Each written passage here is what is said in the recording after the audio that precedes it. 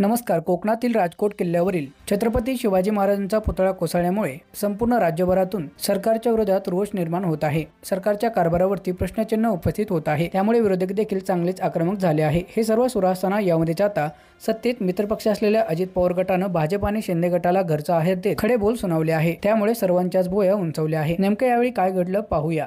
साधारण शिवप्रेमी म्हणून माझी जी भावना आहे की आपण ज्यावेळेस चुकतो त्यावेळेस आपण माफी मागतो.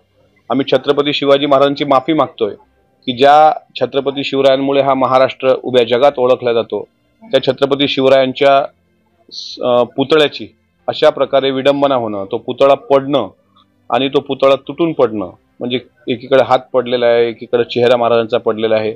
माझ्यासारख्याला हे अत्यंत वेदनादायी चित्र आहे. त्यामुळे कोण्या तोंडाने माफी मागायची?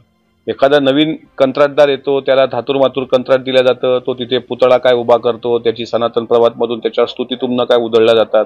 आणि अशा वेळेस इतकी मोठी घटना घडल्यानंतर जशी अपेक्षित उत्तर यायला पाहिजे की महाराष्ट्र शासनाकडून, म्हणजे अजितदादांचं तुम्ही उत्तर जर ऐकलं असेल की आरोपीला कठोरात कठोर शासन व्हावं, तीच भूमिका सरकारची असली पाहिजे. ती आहे पण आता या गोष्टीचा राजकारण न करता विरोधकांना पण आमची विनंती आहे की त्याचं राजकारण करू नये. पण अशा प्रकारची अवहेलना छत्रपती शिवरायांची महाराष्ट्राच्या इतिहासात कधी झाली नाही. शत्रूंनी सुद्धा महाराजांचा सन्मान केलाय.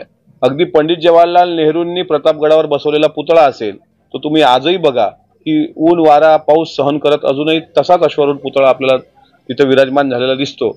मात्र हा काहीतरी कोणी आपटे नावाचा कंत्राटदार, त्याला कंत्राट कोणी दिलं, त्यांनी कशा प्रकारे ते घाईघाईत काम केलं आणि अशा प्रकारे काम करताना महाराजांचं विटंबना होईल असं जर त्या आपटेनी केलं असेल तर आपटेसहित जी कोणी लोक दोषी आहेत, ज्यांनी कोणी त्यात चूक केली असेल, त्या सर्वांवर गंभीर गुन्हे दाखल झाले पाहिजे. त्यांची तात्काळ चौकशी झाली पाहिजे. त्याला कठोरात कठोर शासन झालं पाहिजे. छत्रपती शिवाजी महाराजांच्या पुतळ्याची अशा प्रकारे झालेली विडंबना नक्कीच मन हेलावणारी आहे. म्हणून महाराज, आम्ही कोण्या तोंडाने माफी मागावी अशा आशयाचं मी ट्विट केलं. तर मित्रांनो, याबद्दल तुमचं काय मत आहे ते खाली कमेंटमध्ये नक्की सांगा. चॅनलवरती नवीन असाल तर चॅनलला सबस्क्राईब करून बेल आयकॉन नक्की दाबा.